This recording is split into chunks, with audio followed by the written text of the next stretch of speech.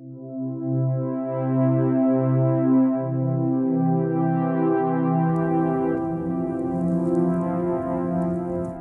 everybody, I'm down by Pismo Beach, Central Coast, California, and it's a beautiful experience to go on a little journey. I'm picking up a buddy of mine up in San Francisco, and it's just a beautiful trip. So today's deep diving is going to be about sin, the word sin, and how in the Western tradition we have gotten, in the Christian tradition, we've become accustomed to the word sin being a judgment from an entity we call God.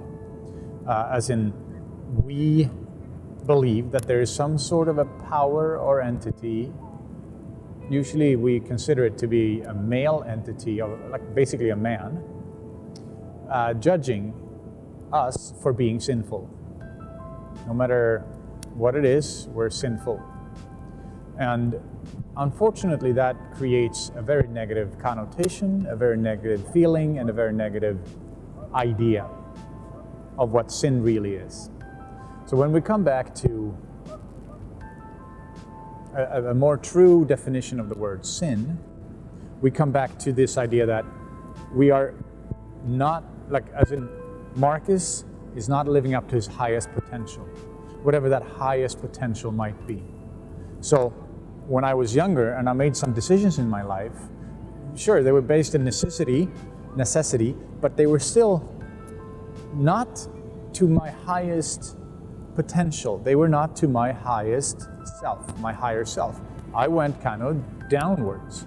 And there's nothing wrong with doing what I did. I did construction for many years. But what isn't so good is that it's not my highest potential. It is not me living up to what I can live up to. And in that sense, I veered off the path of the highest possible good for Marcus.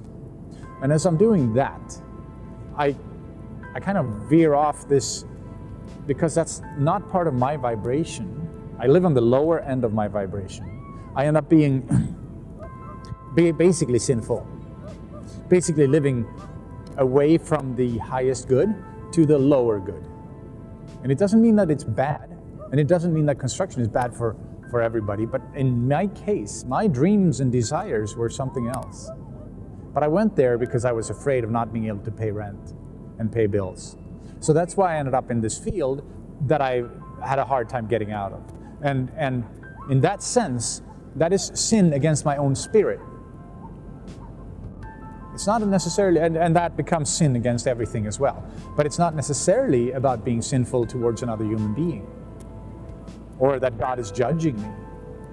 It's just that in the nature of, or in the nature of spirituality, in the nature of our higher self, our deeper being, our oneness, I did not live up to my highest potential. I lived up to my lowest potential. And that is sinful towards me. It's the same thing as in, we can be sinful when we're being unfaithful to our word, or unfaithful to our highest self. It doesn't necessarily mean, it doesn't have anything to do with other people in that sense. Because who am I to judge another person's situation? When it comes to like whatever you've been doing that according to scriptures or other things would be sinful, but for you it was the only option you had. Maybe that was your higher calling. Maybe that was your higher self you lived up to. The problem is not abiding all laws, spiritual rules, that would be sinful. The problem is when we're not abiding to what's true to our innermost self.